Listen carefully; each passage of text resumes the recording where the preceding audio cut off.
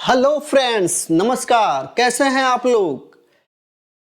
हम आशा करते हैं आपकी पढ़ाई बहुत अच्छी चल रही होगी। दोस्तों, आज हम लेकर आए हैं शास्त्रीय नृत्य। शास्त्रीय नृत्य किस किस राज्य की कौन कौन सी शास्त्रीय नृत्य हैं और उसके प्रसिद्ध नर्तक कौन कौन से हैं और शास्त्रीय नृत्य को आगे किसने बढ़ाया, उसको प्रश्रय किसने दिया, उनके बारे में। बहुत ज्यादा वीडियो लंबा नहीं होगा, लेकिन इस वीडियो को अंत तक देखिएगा और ज्यादा से ज्यादा शेयर करिएगा। तो आइए आगे बढ़ते हैं, बहुत समय न लेते हुए हम लोग पहला देखेंगे।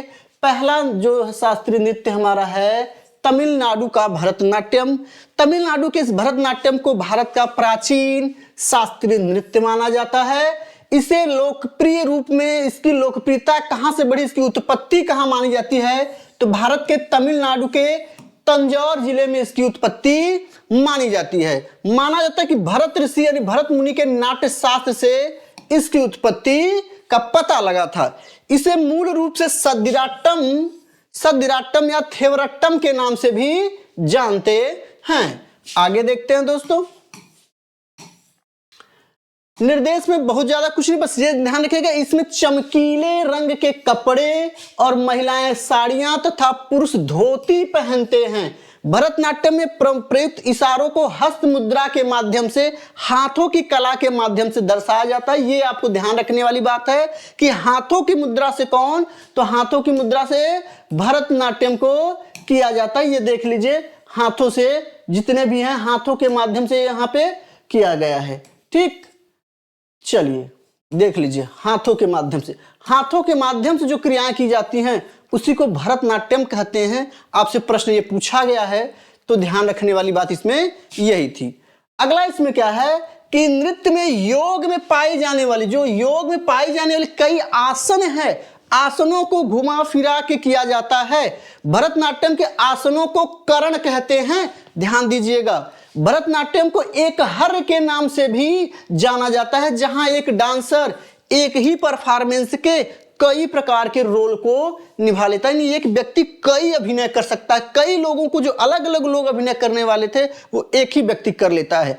भरतनाट्यम नृत्य के अभिनय पहलू यानी नृत्य पर बहुत अधिक निर्भर करता है, जहां नर्तक की गति और माइम के माध्यम से साहित्य को व्यक्त किया जाता है। आइए देखते हैं। और इसमें क्या है कि नृत्य में पैर, कूल्हे, हाथ की संक्रमणकालीन आंदोलन शामिल हैं।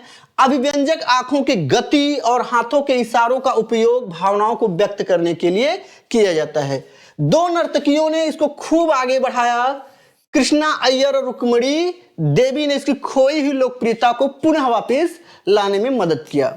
अगला है प्रसिद्ध नर्तक। इसमें कौन कौन से भरतनाट्यम में, तो प्रसिद्ध है रुक्मणी देवी, वैजंती माला, पद्मा सुब्रमण्यम, अलरमेल वल्ली, पद्मिनी और यामिनी कृष्ण मूर्ति। इनका नाम याद कर लीजिएगा, ये प्रायः पूछा जाता है यहाँ से कि प्रसिद्ध नर्तक ये किस से संबंधित हैं। तो रुक्मणी देवी, वैजंती माला, पद्मा सुब्रमण्यम, अलरमेल वल्ली, पद्मिनी और यामिनी कृष्ण मूर्ति। अगला बहुत बढ़िया, नेक्स्ट है कथक। कथक या कभी कभी हमारी किताबों में ऐसे भी मिलता है कथक। ये उत्तर भारत का एकमात्र शास्त्रीय नृत्य है जो कि प्रायः अवध के वाजिद अली शाह के समय में खूब फला फूला और विकसित हुआ। इसमें ध्यान रखिएगा उत्तर। एक आपसे पूछा है कथकली और कथक में बहुत अंतर है। कथकली पूछेगा तो कथकली कहाँ का फेमस है दोस्तों?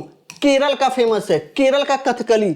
और कथक या कथक कहाँ का फेमस है? उत्तर प्रदेश का। ये ध्यान रखिएगा, मिसमैच मत करिएगा, मैचिंग कराने के लिए यहां से प्रश्न पूछता है। आइए इसके बारे में देखते हैं।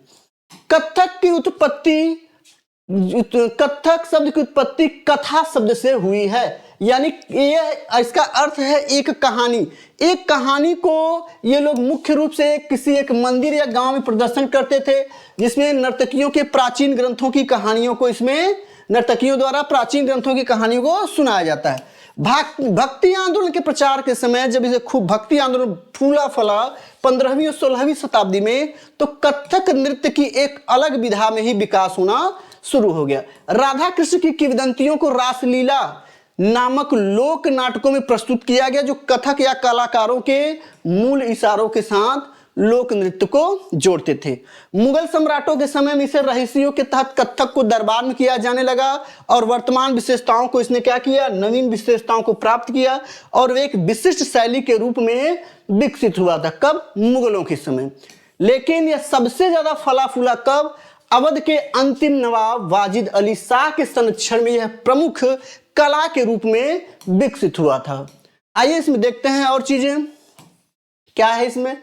इसमें क्या कि आमतौर पर एक एकल प्रदर्शन है। नर्तक अक्सर गति के माध्यम से उनके निष्पादन के बाद छंदों को पढ़ने के लिए रुकता है। फुटवर्क पर अधिक ध्यान किया गया है, गति को कुशलता पूर्वक नियंत्रित किया जाता है और टखने की घंटी पहने नर्तकियों द्वारा, टखने तक जो है यानी कि घुटने के नीचे तक नर्तकी लोग क्या करते हैं, वो घंटी पहनते हैं जिसको घुंघरू बोलते हैं, है ना, प्रदर्शन किया जाता है। कथक शास्त्रीय नृत्य का एकमात्र रूप है जो हिंदुस्तानी या उत्तर भारतीय संगीत से जुड़ा हुआ है। कथक के प्रदर्शन में आमतौर पर कहानियां और किसकी कहानियां, भगवान श्री कृष्ण के कहानियों पर सुनाया जाता है, किया जाता है। ठीक, इसको विख्याति दिलाने, पुनर्जीवित करने का कार्य किसने किया? तो इसके पुनर्जीवित करने का कार्य लेडी लीला सोखे यानी मेनका ने किया था। आइए कथक से संबंधित कौन कौन से प्रमुख नर्तक हैं उनके बारे में समझते हैं। कथक से संबंधित प्रमुख नर्तक हैं बिरजू महाराज, लक्षू महाराज, शंभू महाराज, शोभना नारायण और सितारा देवी। आइए आगे देखते हैं। हाँ, अब देखते हैं कथकली। कथकली कहाँ का नृत्य है भाई?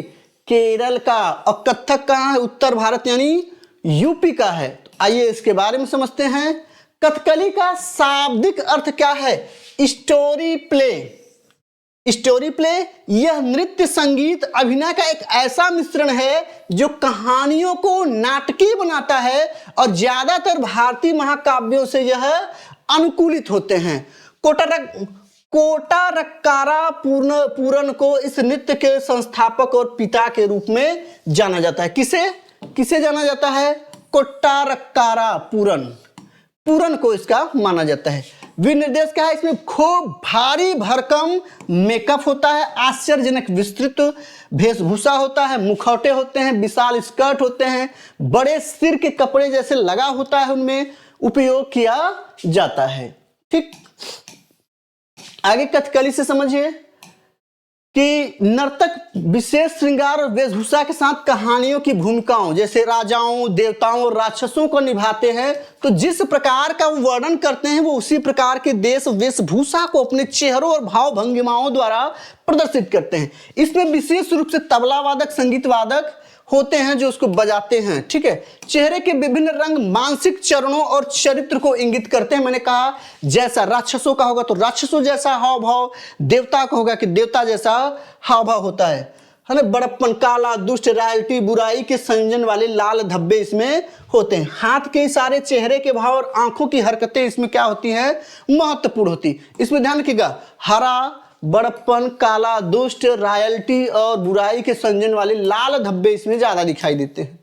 आगे, शरीर का वजन पैरों के बाहरी किनारों पर होता है जो थोड़ा मुड़ा हुआ और घुमावदार होता है। कला रूप में अभिनय के 4 पहलू शामिल है इसमें: अंगिका, आचार, वीचिका और सात्विक और नृत्य नाट्य पहलू।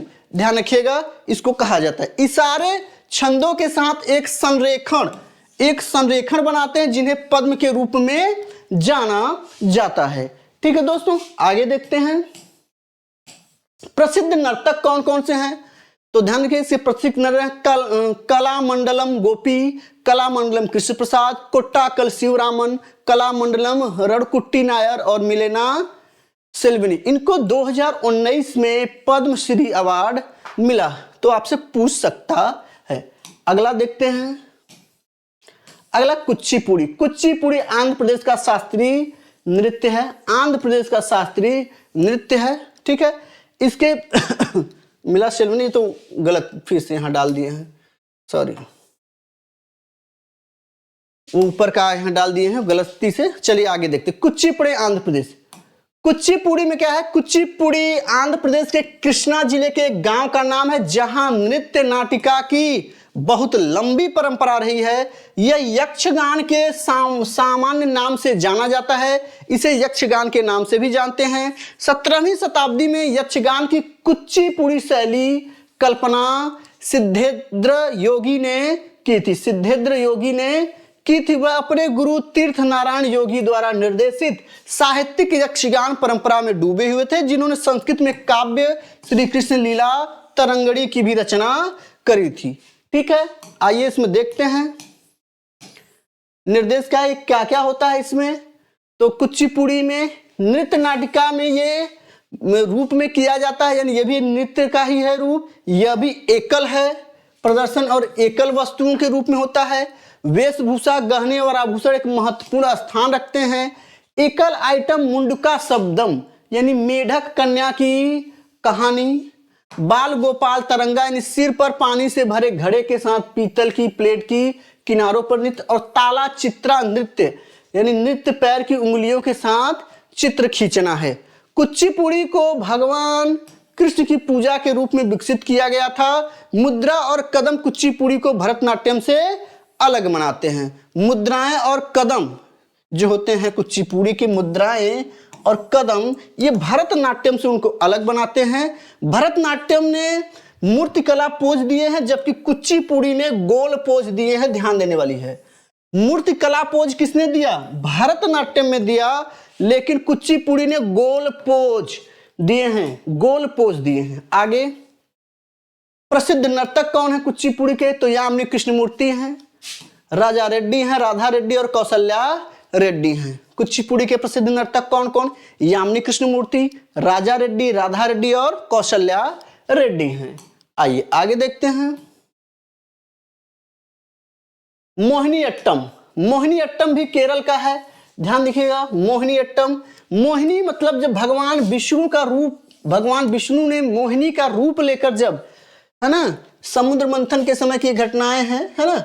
मोहिनीअट्टम का नृत्य केरल का शास्त्रीय एकल नृत्य है। मोहिनीअट्टम का संदर्भ 1709 में मझम गलम नारायण नामी पुत्री द्वारा लिखे गए ग्रंथ के व्यवहार माला से और बाद में कवि कुंजन नाम्बियार द्वारा लिखे गए घोषा यात्रा में पाया जाता है। इसे त्रावणकोर के राजाओं महाराजा कार्तिक तिरुनल और उनके उत्तराधिकारी महाराजा स्वाति तिरुनल 18वीं-19वीं शताब्दी द्वारा वर्तमान शास्त्रीय प्रारूप में संरचित किया गया था। आइए इसके बारे में निर्देश देखते हैं क्या क्या है। इसमें होता क्या है कि गति जो होती है वो नाजुक नक्शे कदम पर होती है। सूक्ष्म अभिव्यक्तियों के द्वारा लड़कियों द्वारा एक एकल प्रदर्शन किया जाता है। इसमें भरतनाट्यम में अनुग्रह और लालित्य कथकली यानी शक्ति के तत्व हैं, लेकिन अधिक कामुकता और गीतात्मकता नाजुक होती है। रियलिस्टिक मेकअप और सिंपल ड्रेसिंग होते हैं इसमें। केरल की कसाऊ साड़ी में यह किया जाता है। केरल की किस साड़ी में? कसाऊ साड़ी में किया जाता है। गीत मणि प्रवाला का मतलब है तमिल, मलयालम और संस्कृत को मिलाकर एक मध्ययुगीन दक्षिण भारतीय भाषा में इसको किया जाता है। ठीक है, चलिए आगे देखते हैं इसके प्रसिद्ध नर्तक कौन है। इसके प्रसिद्ध नर्तक में सुनंदा नायर, पल्लवी कृष्णन, कमल मंडम, कल्याणपुरी, कुट्टी अम्मा, विजय लक्ष्मी और जयप्रभा मेनन हैं। ठीक है दोस्तों, चलिए आगे देखते हैं ओडिसी।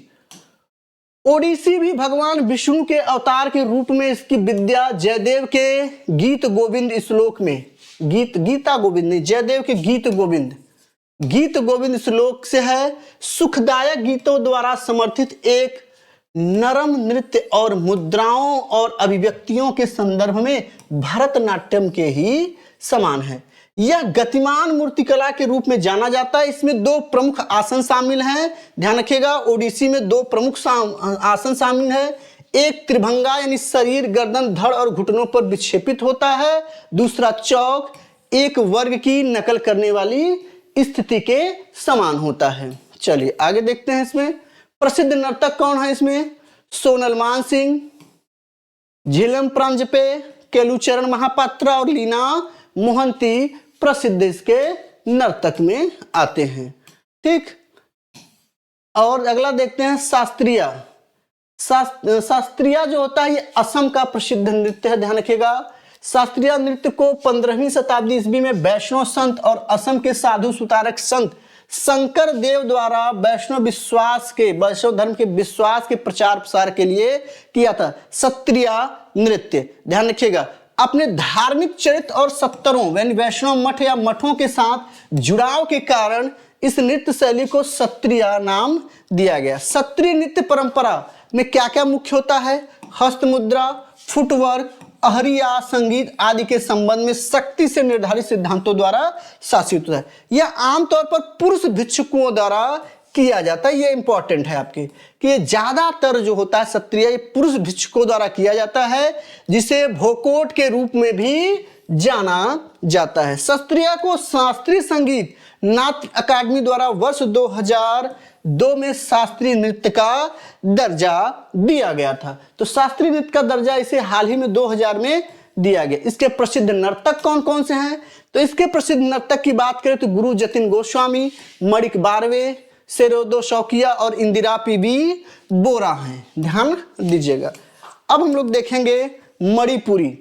मणिपुरी जो नृत्य होता है ये इसे प्राचीन काल में देखी जाती जो दर्ज है वो इतिहास से परे है। मणिपुरी में ये नृत्य प्राय अनुष्ठानों के समय, पारंपरिक त्योहारों के समय किया जाता था, जिसमें शिव और पार्वती और ब्रह्मांड की रचना करने वाले अन्य देवी देवताओं के पौराणिक संदर्भ को इसमें दिखाया जाता है। मणिपुर में आपको बता दें लाई हरोबा नृत्य का सबसे पुराना यह रूप है। मणिपुर में सभी शैलीबद्ध नृत्यों का आधार मणिपुरी नृत्य है। अब लाई हरोबा मणिपुर में काफी फेमस है। इसमें जो है मणिपुर के नृत्य दिखाई देते हैं। शाब्दिक अर्थ की बात अगर करें तो देवताओं की प्रसन्नता यह गीत, नृत्य और औपचारिक पेशकश के रूप में इसको किया जाता था और किया जाता है। प्रमुख कलाकार मेबास और मैबीस, पुजारी और पुजारन। पुजारी को मैबास कहा जाता है और मैबीस पुजारन को कहा जाता है, जो दुनिया के निर्माण के विषय को फिर से लागू करते हैं। आइए मणिपुर में देखें कि मणिपुर नृत्य में एक बड़ा प्रदर्शन है। हालांकि सबसे लोकप्रिय रूप इसका रास है, संकीर्तन है और थांगता है। पुरुष नर्तक नृत्य करते समय पुंग और करताल बजाते हैं। मणिपुर नृत्य करते समय क्या बजाते हैं? पुंग और करताल बजाते हैं। नर्तक एक नाटकीय प्रदर्शन में लय बाहर निकालने के लिए टखने की घंटी नहीं पहनते, क्योंकि यह नाजुक शरीर के आंदोलनों से हस्तक्षेप करता है। कलाकार कभी कभी दर्शकों के साथ आंखों का संपर्क स्थापित नहीं करता है दर्शकों के साथ। आइए प्रसिद्ध इसके नर्तक कौन कौन से हैं?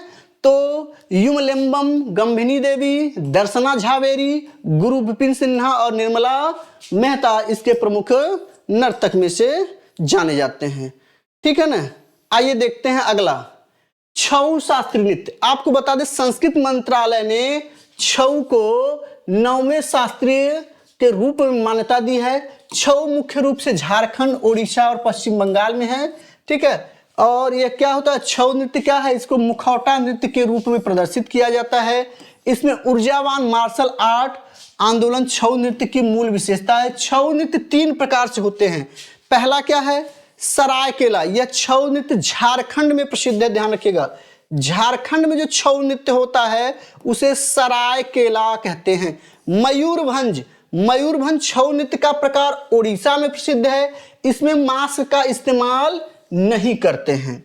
ठीक। और पुरुलिया, पुरुलिया जो है यह छऊ नृत्य का प्रकार कहाँ पाया जाता है? पश्चिम बंगाल में पाया जाता है। दोस्तों ये तीनों आप याद रखिएगा, थोड़ा सा डीप गया तो आपके लिए समस्या बन जाएगी। सरायकेला झारखंड, मयूरभंज उड़ीसा और पुरुलिया पश्चिम बंगाल में छऊ नृत्य के प्रकार में आते हैं। ठीक।